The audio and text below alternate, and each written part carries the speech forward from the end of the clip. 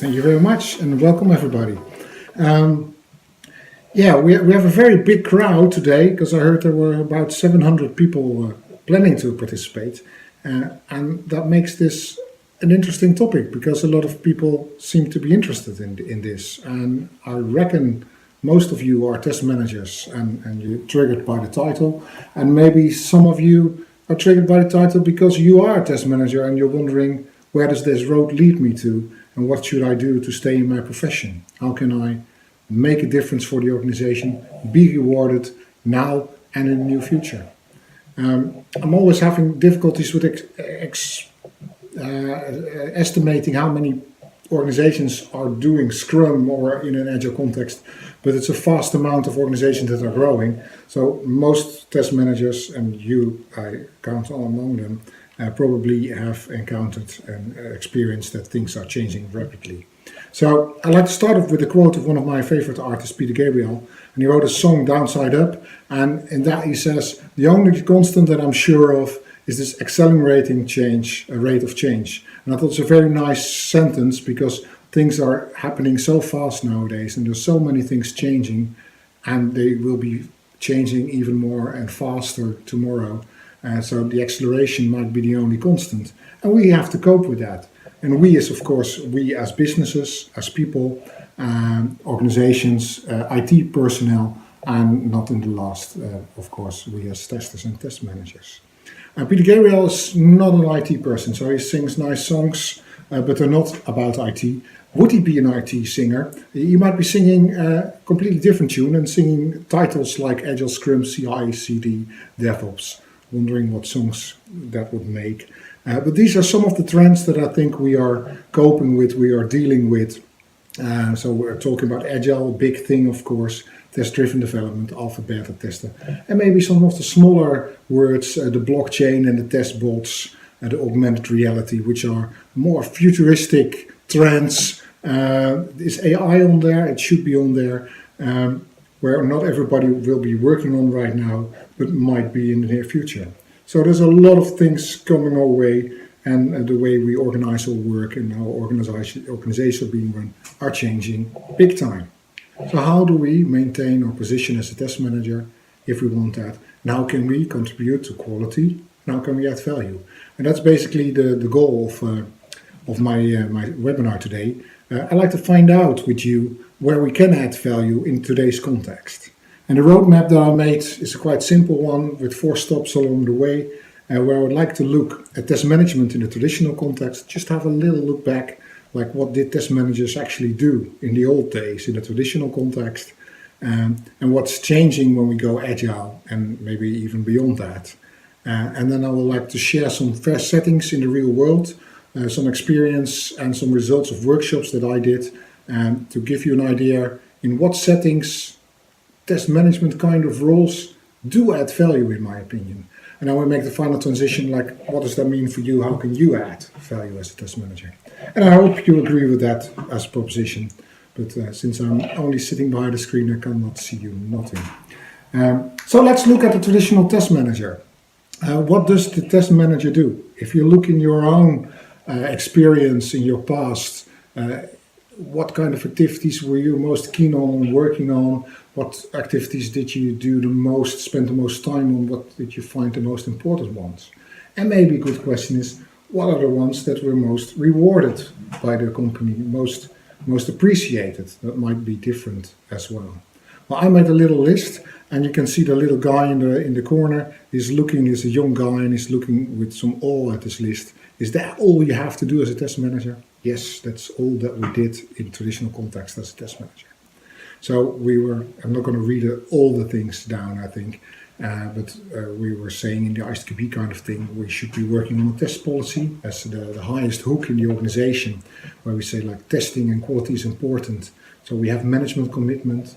I didn't do that much because many organizations were not really up to that yet, but I spent a great deal of time making up test strategies, whether that was for the team, small test strategy, or maybe for bigger organizations, which I find a very interesting game. And if we have a test strategy, we need budget and people resourcing for that, and we have to fight for the quality, because we all know, the people that have been around longer, that we had big projects that were high risk, full exposure, and then a lot of adoptions that could go wrong. And then as a test manager, we said, oh, we want to have this strategy and we need to do proper testing. And they say, yeah, but you only got a limited budget. That was the end of the game. Well, not the end, because we invited product risk analysis. So we said we do the most important things. But that's a little bit how it went in the old days.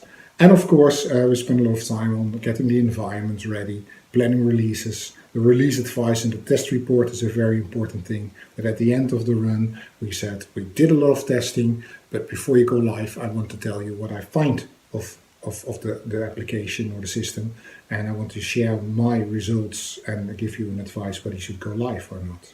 Another thing that I spend a lot of time on, which you will see that is disappearing a little bit more, is the defect triage. I had a lot of big meetings where we had long lists running through all the defects that were being found, and we're planning whether they should be included in the next release or solved, or whether they were changes or high priority or we needed a workaround. And we'll see that will diminish in the Agile world. So there's a lot of things that test managers, traditional test managers, spend their time on. The interesting question, of course, and I was already preceding that a little, is what happens if we enter the Agile world? And I assume that a lot of you already are familiar with the Agile context, so I'm not going to go into much detail about that. But of course, one of the biggest differences, the testing becomes part of development, and it's no longer the responsibility of the tester. No, the whole team is responsible for testing. So that makes it a little bit more difficult for test managers to manage, of course, because they're not developers managers, they're test managers.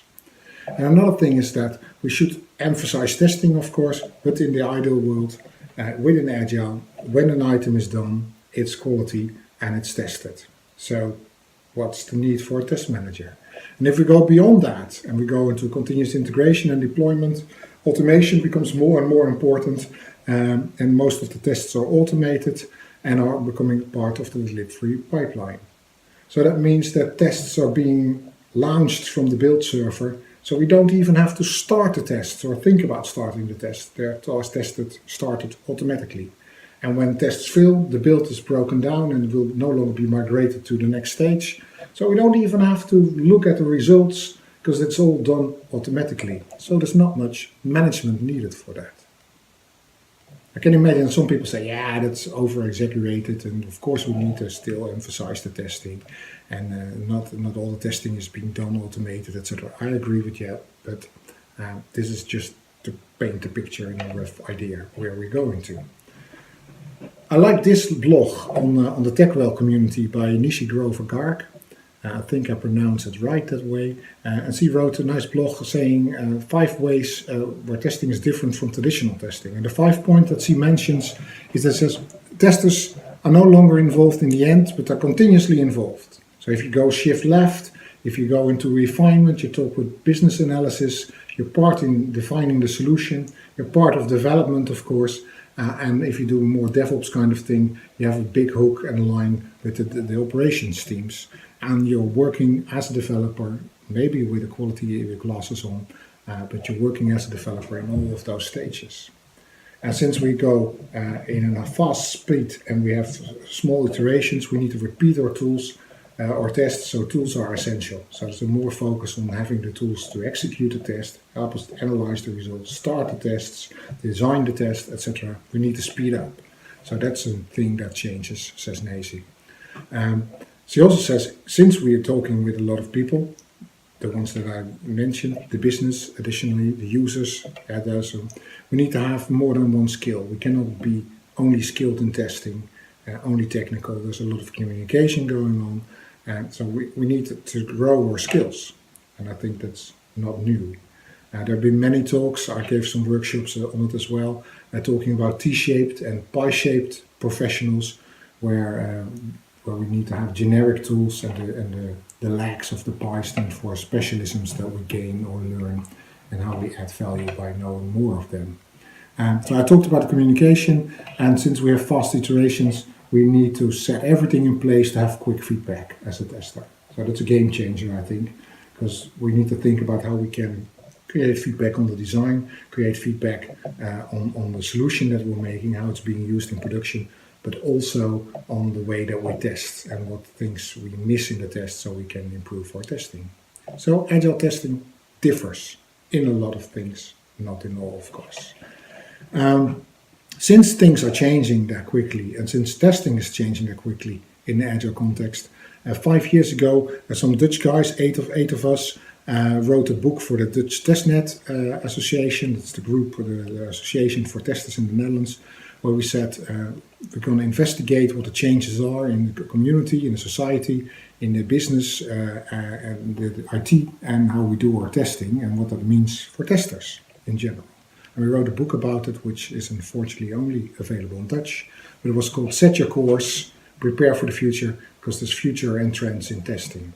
And this book is 5 years old, so last May, I think it was May, we had another conference of the Dutch Testnet Association, where we had a workshop with 4 of the original authors, where we said we need to benchmark this and reassess some of the things that we said. We want to know how our predictions became true and whether we omitted things or how far we are in the process of changing. So we made a workshop where we asked the participants, how did your work change over the last 5 years?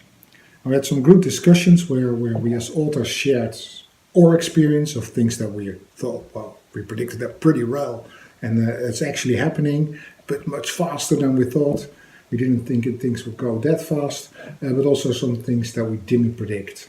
But the most important thing was the part where we let the participants explain what they found out, how they experienced their work, and things that they were doing more or doing less. So we used the retrospective starfish for them to make a brainstorm of activities. And if you combine all those sessions, this is the list that you get. You see there's a lot of activities that they say we started with new stuff, but also some things that they say we stopped doing that or we reduced that. And it's interesting, since we were talking about the test management role, to identify in this table what activities the test manager could do or should be doing, and whether that is diminished or is maybe increased. So I just pick out a few of the items that you mark with red, where I say, like, if we stopped writing detailed test plans, and if we stopped writing manual test reports, what should the test manager do? That saves a lot of time, right? If we have real-time test results and we're working on that, we don't need those 10 manual test reports anymore. If we stop to have formal acceptance because items that are done are launched into production straight away without really a formal acceptance process. If we have less reporting and logging since we have real-time results, what's the need for a test manager? Another interesting thing is that I found out that people say we're working less on uniform tests.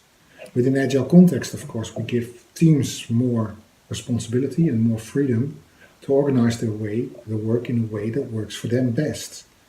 So the old TPI, test process improvement, and the old quality assurance rule where we say we have templates and we want everybody to test in a certain way or to write it down in a certain way has become less and diminished. So some advocate work that the test manager could have been doing is reduced.